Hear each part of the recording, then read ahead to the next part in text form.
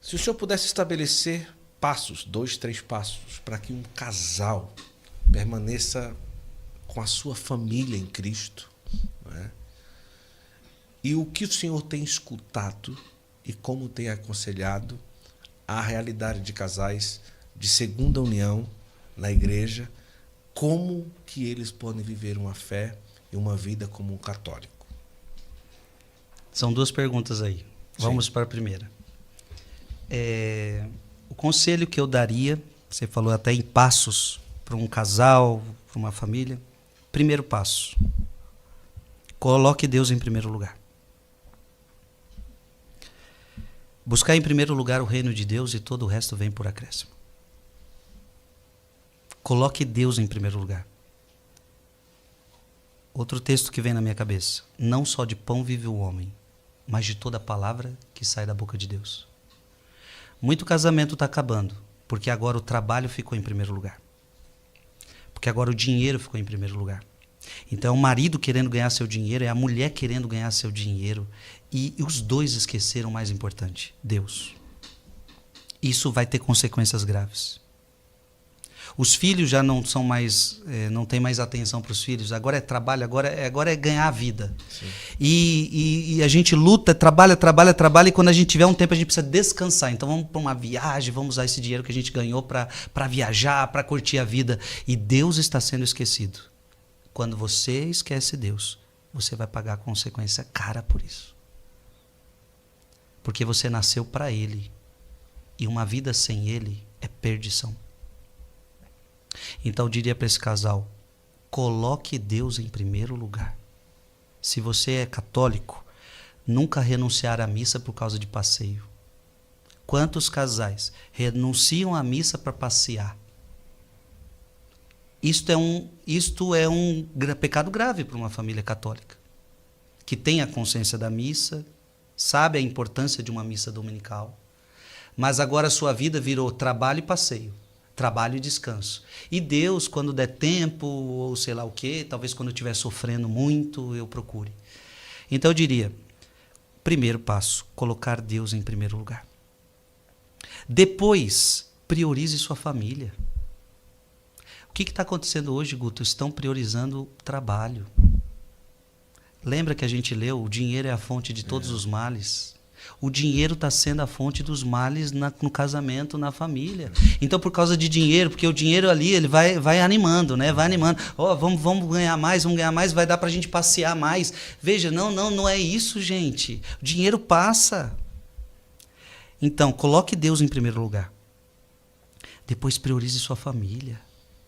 Mulher, dê atenção para o seu marido. Marido, dê atenção para a sua mulher. A Bíblia vai falar isso. Maridos, amai vossas mulheres. Amar, Guto, é cuidado, é zelo, é estar próximo, é cuidar. Mulheres, sede submissas aos vossos maridos significa cuidado, isso significa zelo. E os pais cuidarem desses filhos, darem atenção, conversa, passear junto. Eu creio que esses 2 conselhos são fundamentais. Terceiro conselho que eu diria: fazer da sua família, da sua casa, um santuário para Deus. O Papa João Paulo II, ele teve uma inspiração gigantesca. Família, santuário da vida.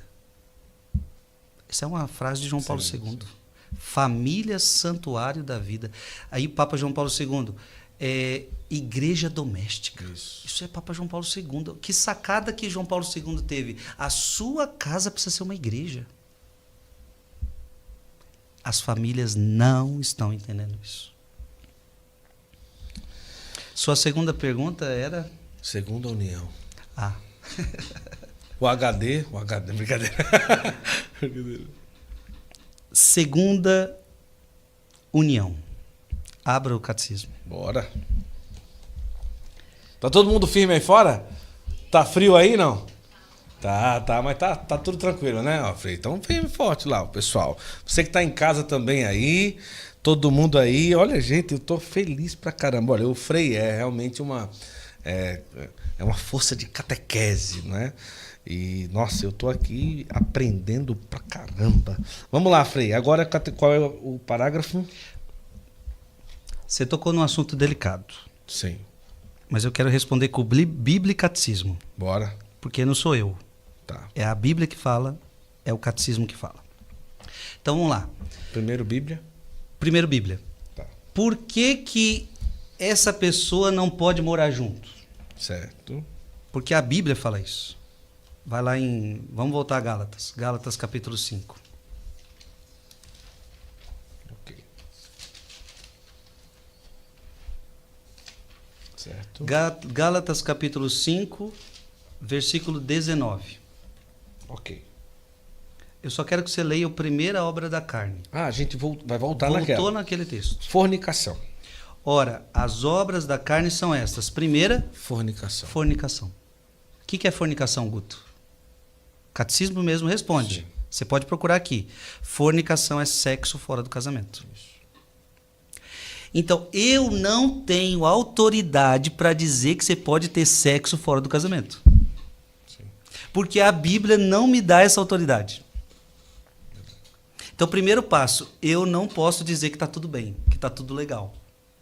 Porque isto é uma obra carnal.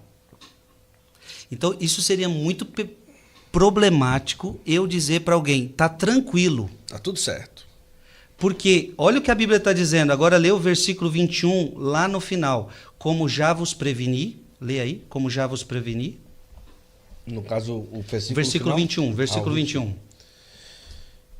Os que praticarem, os que praticarem não herdarão o reino de Deus. os que praticarem o quê? A fornicação? Isso. Está englobado. Isso. Se praticar a Tudo fornicação, aquilo que nós lemos, tá? se praticar a fornicação o quê? Não herdarão o reino de Deus. Quem falou isso não é eu, é a Bíblia. Ô Guto, isso é um assunto seríssimo. Então, primeira coisa, para quem mora junto, eu não posso dizer que está tudo legal.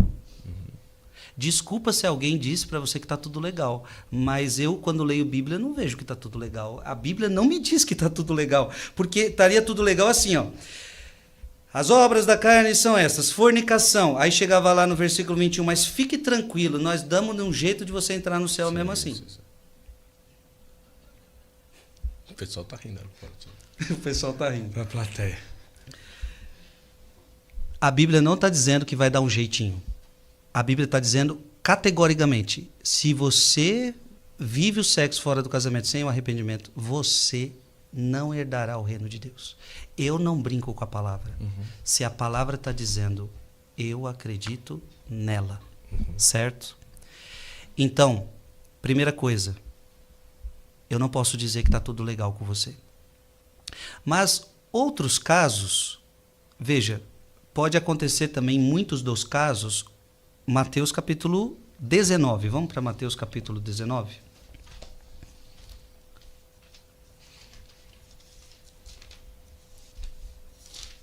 Ok. Versículo. Olha, porque o que está acontecendo, Guto? Nessa pergunta pode acontecer o seguinte.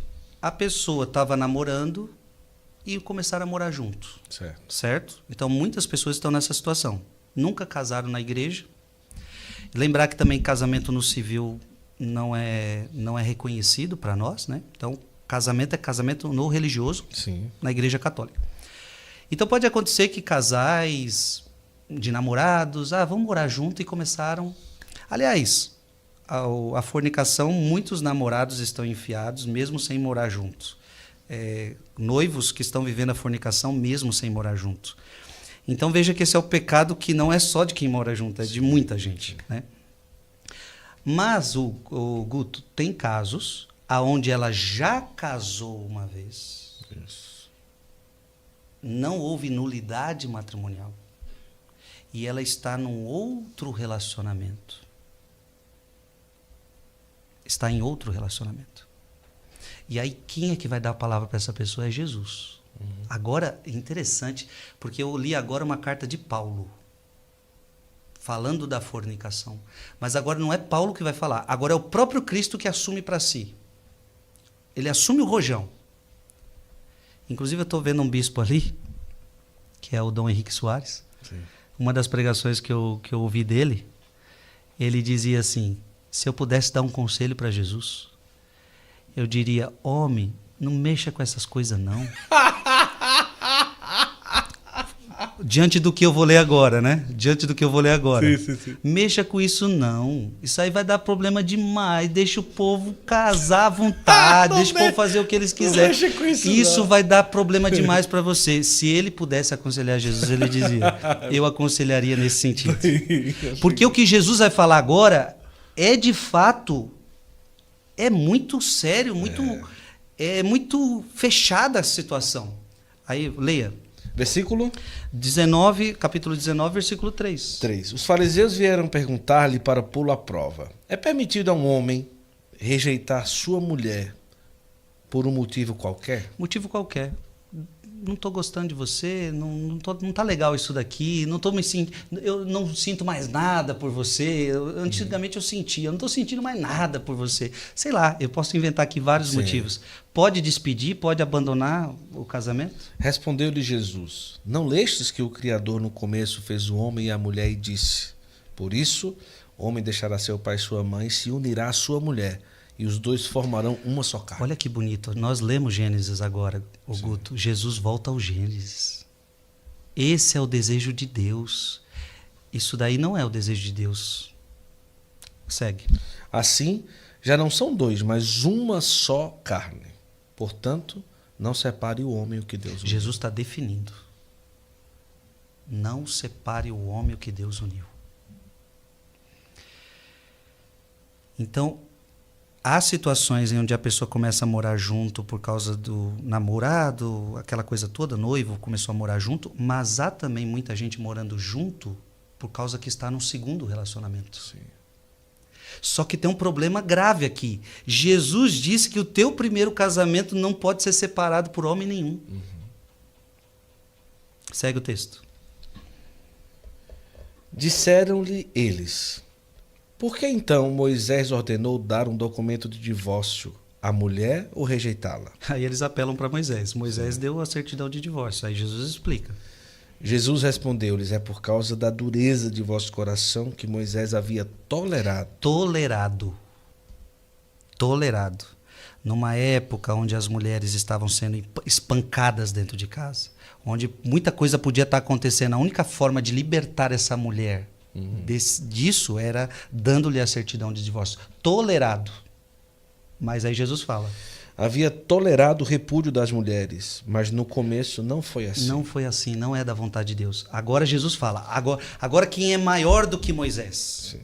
Ora, eu vos declaro que todo aquele que rejeita sua mulher, exceto no caso de matrimônio falso, e desposa uma outra, aí Jesus está comete falando, adultério. se você separou e desposou uma outra, o que ele falou aí? Comete adultério. Aí Jesus começa a dar nome aos bois. Você está em adultério. Segue o texto. E aquele que desposa uma mulher rejeitada, comete também adultério. Tá.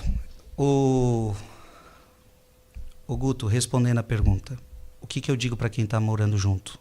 A situação não está boa, espiritualmente falando.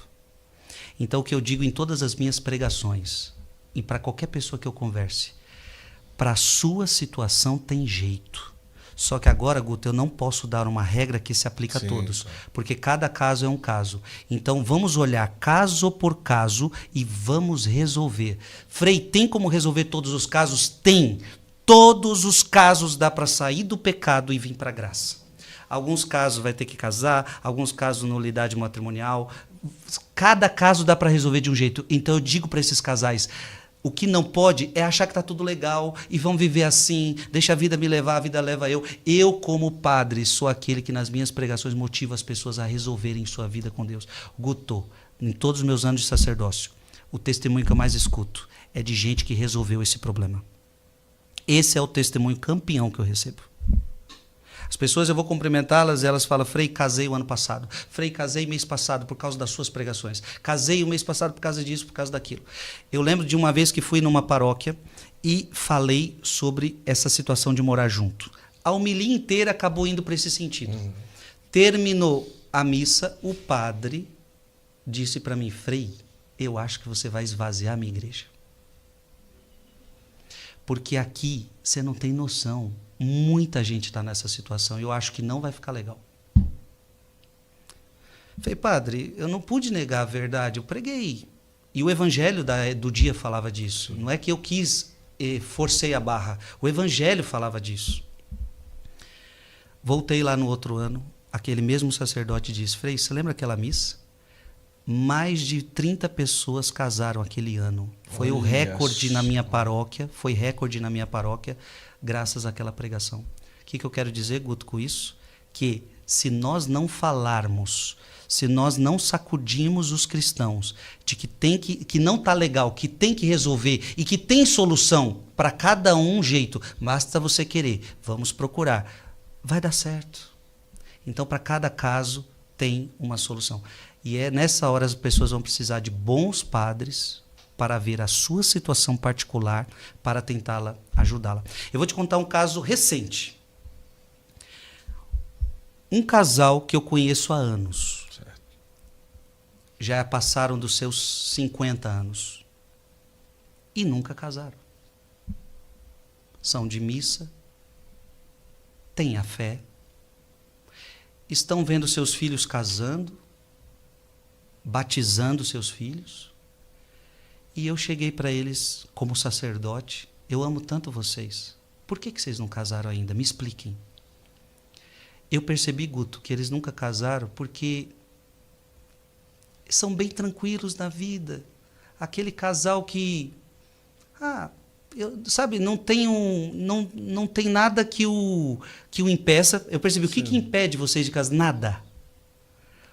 Só que é um tipo de pessoa que precisa de alguém para cutucar e levar. Sim. Eu disse para eles assim, vocês querem ficar para sempre juntos? Claro, nós queremos ficar para sempre juntos. A gente se ama, é um casal bonito. Se a gente ajudar vocês a casar, vocês casam? Claro. Ou seja, nada impedia eles. Eles só são um tipo de pessoa que precisa que alguém os ajude. E se alguém ajudar, eles casam. Verdade. Alguém ajude nesse sentido, de ir lá na igreja, fazer os documentos, pegar toda coisa, porque eles acham que isso é muito difícil, que eles não sabem fazer. Então, são vários os casos. Nós não podemos, então, condenar as pessoas nesse sentido. E eu quero que essa minha palavra não seja condenação para ninguém.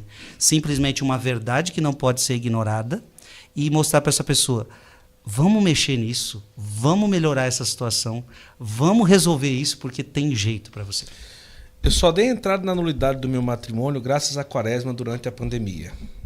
O Frei me fez ver que Deus me ama e que mesmo estando junto, Ele me aceita. E assim eu dei esse passo. A Gabriela mandou aqui o testemunho. Olha aí, o testemunho.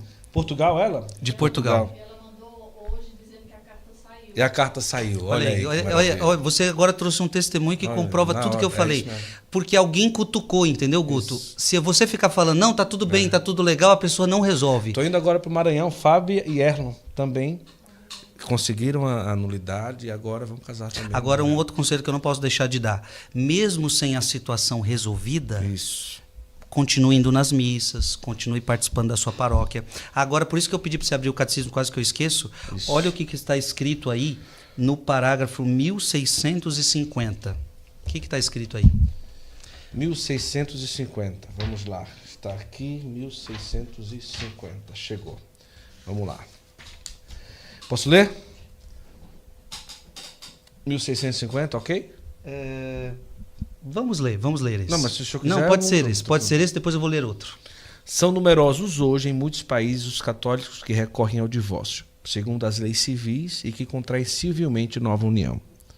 A Igreja, por fidelidade à palavra de Jesus Cristo... Olha que bonito. Por fidelidade à palavra de Jesus Cristo, que a gente acabou de ler. Quem despede a sua mulher e se casa com outra, comete adultério contra a primeira. E se uma mulher despede seu marido e se casa com outro, comete adultério também. A gente acabou de ler, né, Felipe? Isso. Afirma que não pode, a Igreja afirma que não pode reconhecer como válida uma nova união. Tá vendo? É a Igreja. Se o primeiro casamento foi válido. Você tá vendo? É a Igreja, não é a palavra do Frei Gilson. Tem gente que acha que é eu que estou inventando essas modas. É a Igreja.